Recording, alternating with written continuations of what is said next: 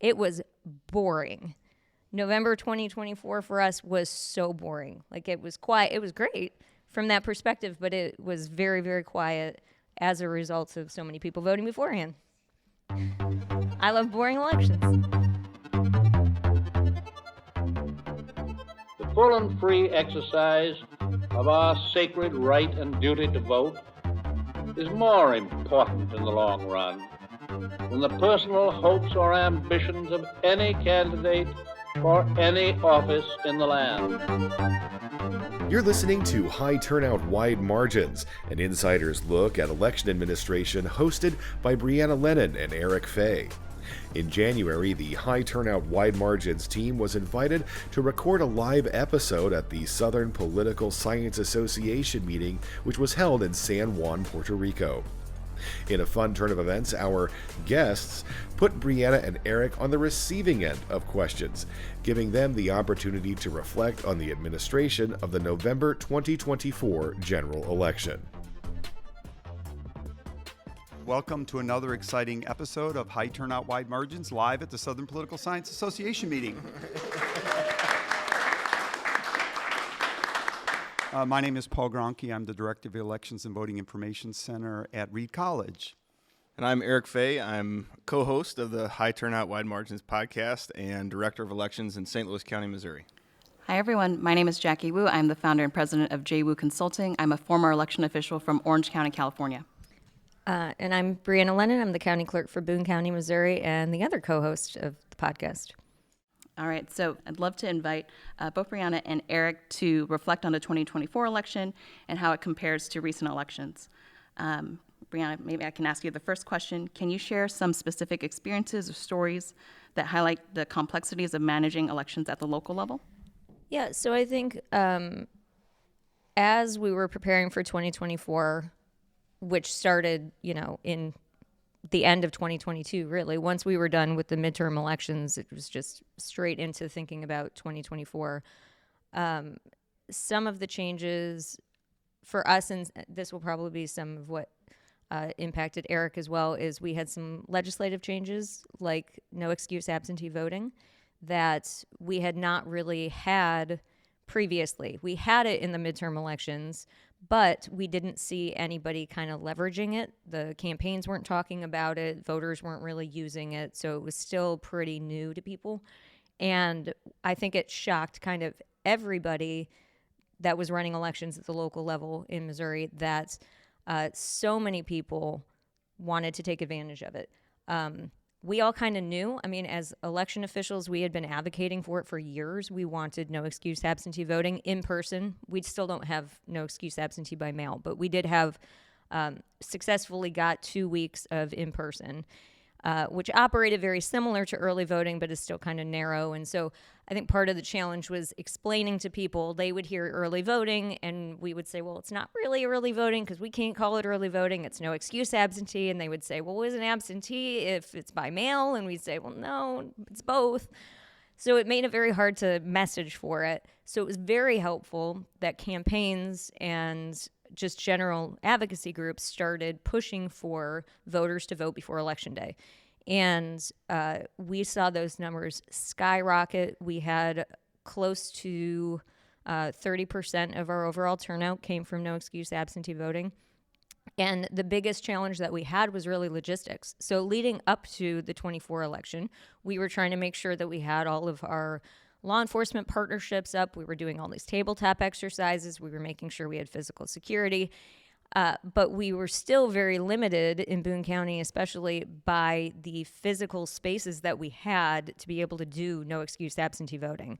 So thankfully, we had a really good process in place because we had learned about like the actual getting voters through the line in 2022. But then we had to get thousands of people through those lines, and our office is only so big. So we used the rest of the government center, but our entire building was completely full of voters for at least a week, and it shut down other offices. Like, other offices were mad at us because people would come in to pay their taxes, and there was no place for them to physically stand while they were waiting for the collector's office. So I know that some counties had rented out spaces in advance of things. We we have a real challenge with finding large places also with parking. So we open some weekend locations and things like that, but I would say like the biggest thing that we now need to figure out how to work successfully in the future is how to deal with the popularity of no excuse absentee voting. Yeah, just one quick follow-up, Brianna, brought to mind. So I was on a post-election evaluation of Kansas way back, 2012 maybe.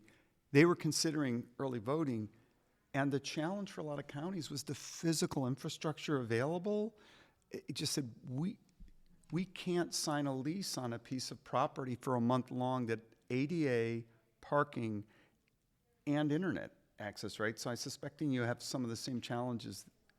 Infrastructure, yeah. Oh, yeah, no, absolutely. And to be honest, I don't know where people parked. They had to have been parking illegally downtown because there was no way. I mean, we were You didn't averaging give like a little parking. No, we were averaging like there's only street parking, so they had to do street parking, and we were averaging 1,500 people a day coming through the building. So I really don't know where they were parking. But yeah, I know. I don't need to know where they were parking. But I mean, what I think is really great though is I think sometimes local election officials get a reputation for saying no to things all the time, especially for legislation. When legislators say like, well, I'm going to do this proposal, and we go, oh, it's going to cost this much. It's going to be this hard for us to do. We don't want to do it. Pretty universally, the local election officials in Missouri, even having this like upsurge of people voting early and everybody having something to contend with, have said, great, let's expand it. Let's do it more. Let's make the period longer. So I think that's a really great sign of how far we've kind of come from thinking about things as like this was really difficult and made our jobs hard. Everybody is now really leaning into it, and I think also saw the benefit of having so many people voting before Election Day, how easy it made Election Day itself. It was boring. November 2024 for us was so boring. Like it was quiet. It was great from that perspective, but it was very, very quiet as a result of so many people voting beforehand. I love boring elections. Great. And let me pose a question out over to Eric. Again, can you share some specific experiences or stories that highlighted the complexities of managing elections at the local level? Well, yeah, specifically to November 24, I think just to add or expound upon what Brianna said a little bit, what a lot of folks fail to recognize is that to secure early voting locations, election officials have to make those agreements months in advance. In our case, so in 2024, we had an April election, an August election, an November election, so we're looking for early voting sites for all those elections. And we made agreements with our public library district, which was a great partner to work with, the University of Missouri St. Louis, which always hosts an early voting location, and a couple county facilities. But like Brianna and like all Missouri election officials, we weren't quite counting on the volume of voters, even though we doubled the amount of locations we had in November of 2024. But the libraries, the parking lots were not huge, and so they filled up very quickly, and then people were illegally parking and blocking traffic and everything else, and people were angry at us about, why don't you have bigger facilities with more parking? And disability advocates were upset with us because folks that needed to be able to vote from their car, it was very difficult because there was nowhere to park your car in many cases. But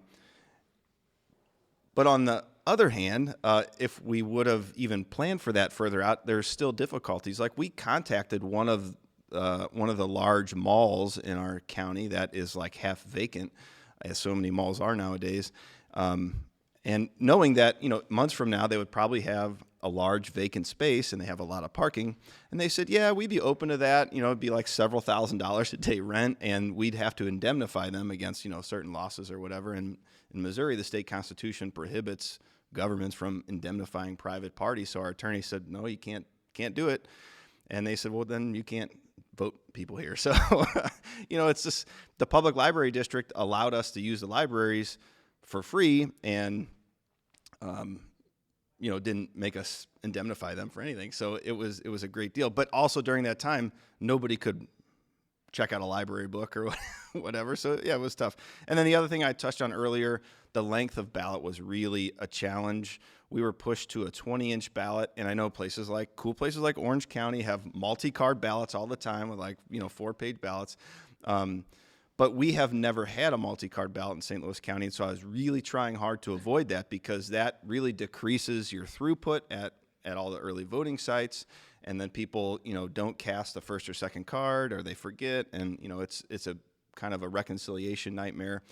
And so there was one city that put 2 or 3 propositions on the ballot, and they were going to push us to a second card, that one city. So it was like just a handful of precincts.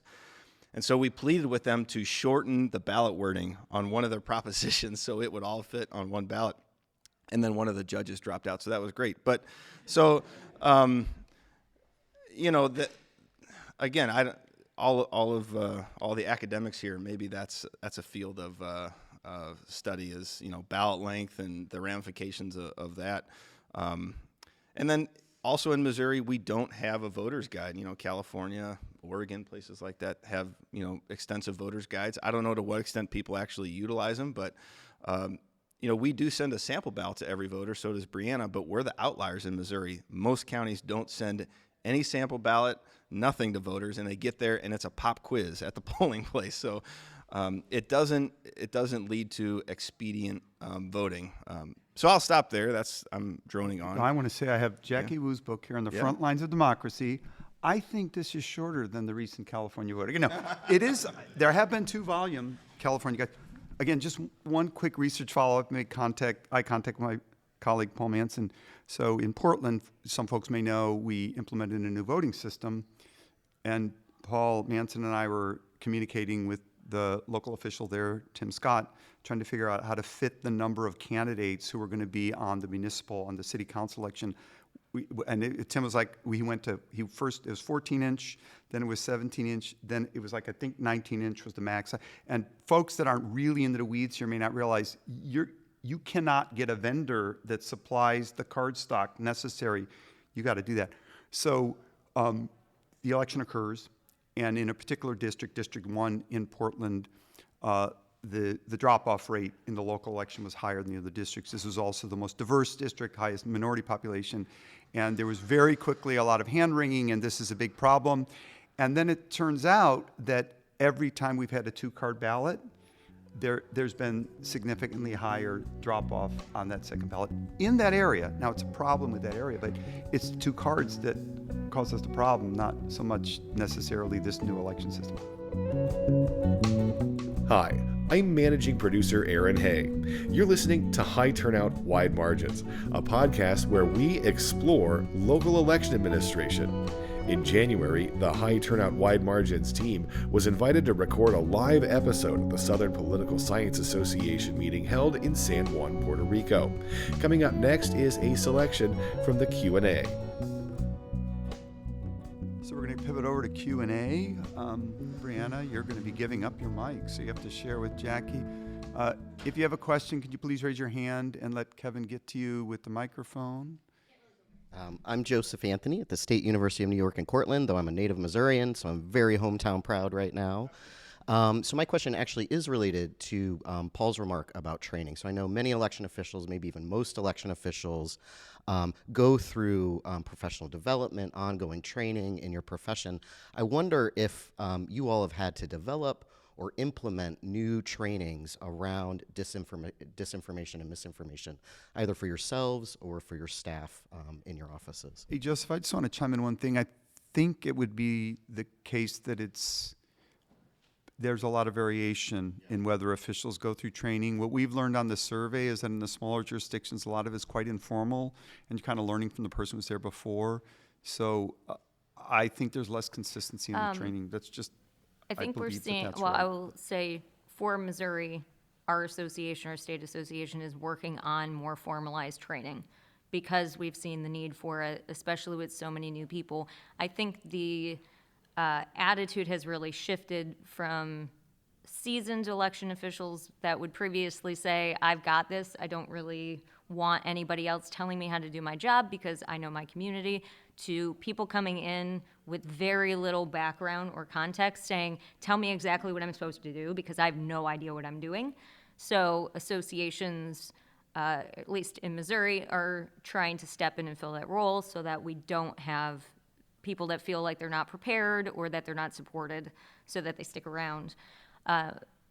For misinformation in particular, I think a lot of, just kind of be NGOs and things like that, like the nonprofit space, the consultant space of elections has really blossomed over the last 4 years, and there's been a lot more of that independent training available on dealing with misinformation, on working on best practices.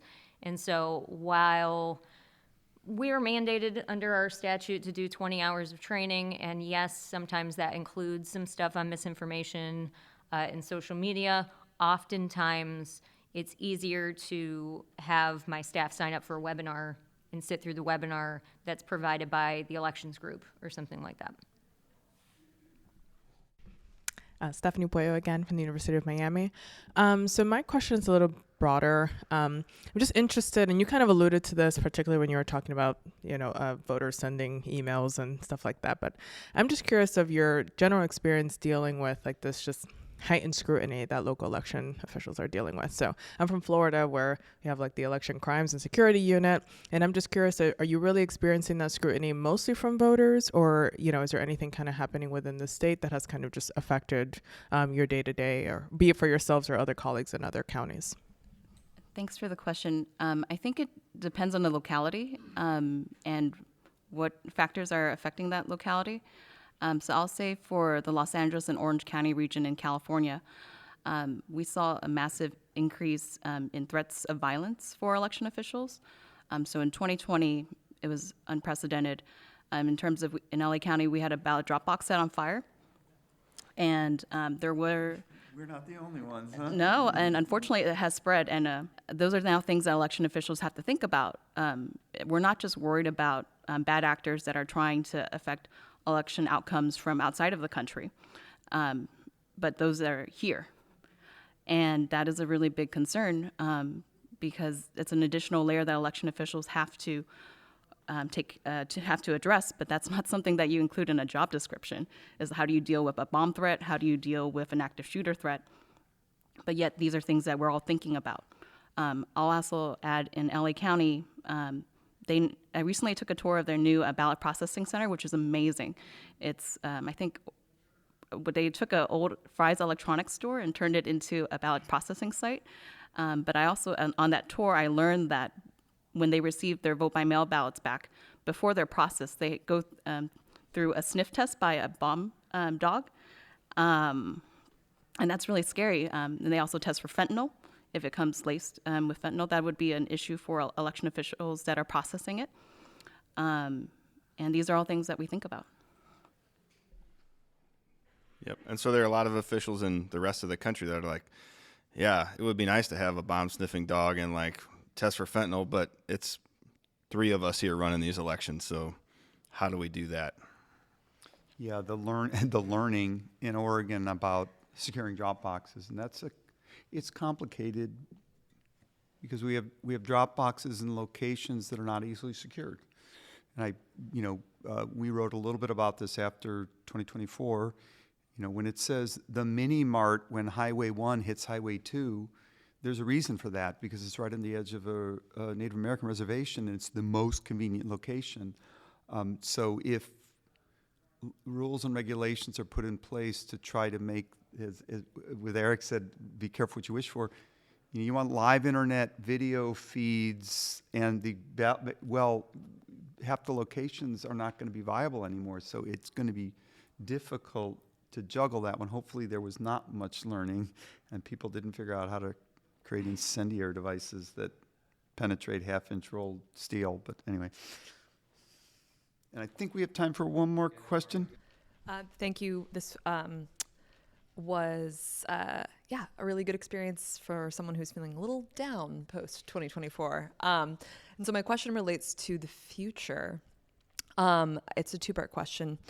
One, what are some of the challenges that, obviously Brianna and Eric, you're still both in elections, but what are you sort of pivoting to in terms of challenges, but also was there anything about 2024 that left you feeling hopeful? And then related and selfishly, what would you like us political scientists in the room to turn our attention to? Because I have been myself doing a re-examination of my own research process. Oh, and I should say I'm Mara Sutman-Lee. I'm from Connecticut College. Apologies, I'm not a podcaster. Andrew Carnegie Fellow. Oh, yes. Along with Lisa Bryant. And Andrew Calvin Carnegie State Fellow, President. yes. I don't know. I think staffing is going to continue. That's just going to be a perennial issue, I think, is regardless of the size of jurisdiction, attracting and retaining employees is a challenge. And the perennial issue of funding is always a challenge. I think a couple things that immediately jumped to mind from your question that I think are kind of arising out of 24 are one, signature verification with vote by mail ballots. Like that's now suddenly gaining more consciousness, I think, about the quality of signatures. We've seen it. You all probably see it. People who are in college, like traditional college age students, like don't know how to sign stuff quite often and don't have, handwriting skills. So how do we verify signatures? Is there, my kind of long-term, sci-fi wish list is like, maybe there's like a other biometric, kind of verification with vote by mail ballots at, I don't know. In the U.S. context, that's probably hard. So that's one thing. And then kind of, somebody touched on it earlier, the viability of the Postal Service. There was a lot of angst, even in our community where not a lot of people vote by mail, about the Postal Service. And we rely on the Postal Service for so much more than just transmitting ballots. And that's required of statute. So that's a concern.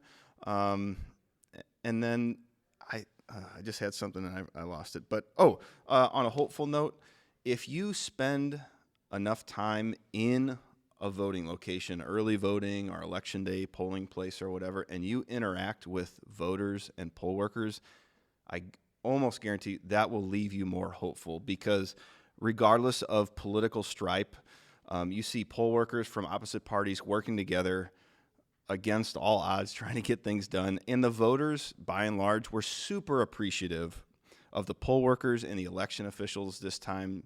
And we're just very happy to have the opportunity to cast our ballot, as long as there was enough parking. I think that, we fret a lot about a lot of things. And maybe it's just because the general public has such a low expectation of governmental service that when something goes even somewhat right, they're like, oh, thank you for waiting. So I'll stop there. But I think that's a hopeful thing. Yeah. Well, and kind of jumping off of that, I think the thing that I constantly have to remind myself, and my staff reminded me many times, is, I did have those handful of people that were constantly scrutinizing everything, but never, one of the things was that we did satellite locations for early voting. A voter has never complained about having satellite locations.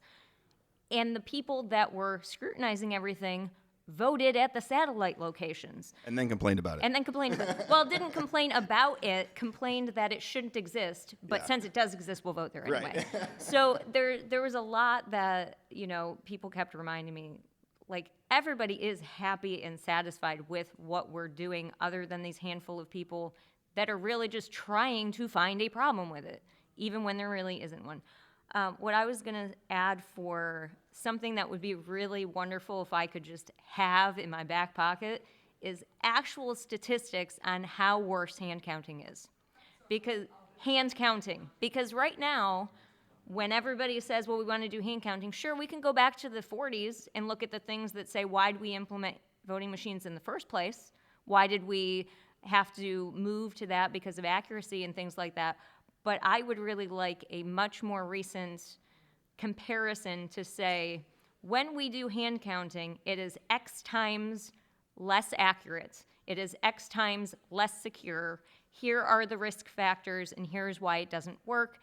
literally compared to the optical scanners, not compared to punch cards or lever machines or anything else. I need something recent that I can point to, because we constantly get that question, and I can explain why administratively it would be a nightmare, but I cannot point to a single thing that says, and here's something that says why it would be worse, because what people come back to is, but I don't see why it would be. There's nothing that says that it would be, and everybody that I'm talking to says that it would be even better, and here's a 500-page manual that has been written on it. So Mara, I will take a stab at this and then give the final comment to Jackie. I would say I'm hopeful about two things. One, I'm hopeful that the threats and harassment and language directed at election officials will begin to decline, that the misinformation about election procedures, that tide is going to go down, I hope, and that election officials will not have to deal with that as much. So that I'm hopeful about. And I'm also hopeful that there are substantial resources being placed in the areas of staffing and hiring.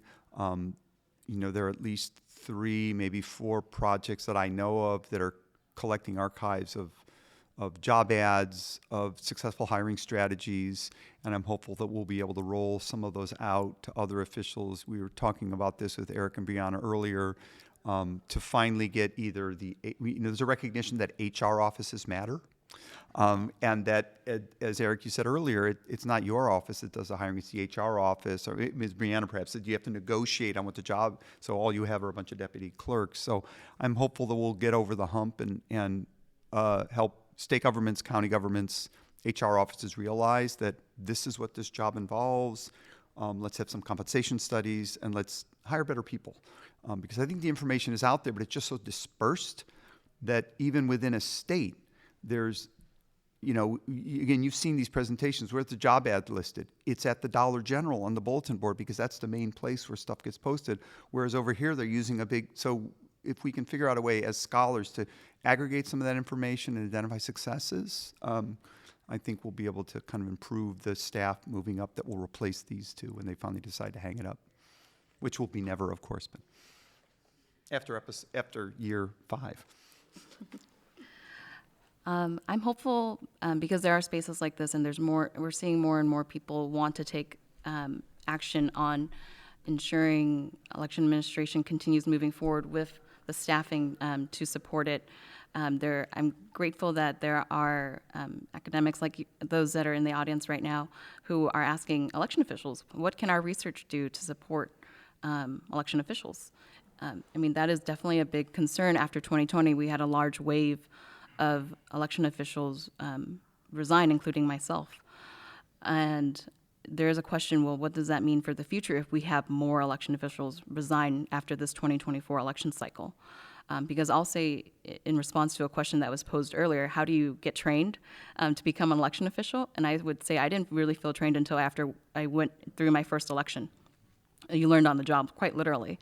But what if everyone is new? And I think that'll be a problem when the mix is mostly new and not really having seasoned election officials there to help train the new ones.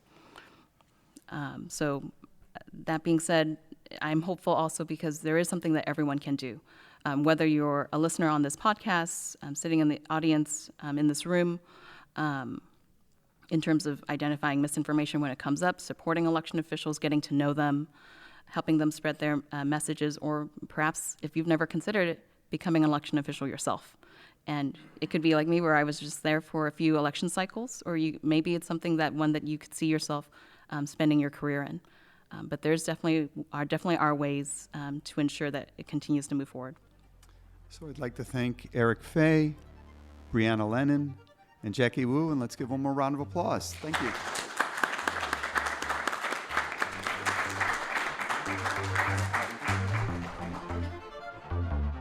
You've been listening to High Turnout Wide Margins, a podcast that explores local elections administration.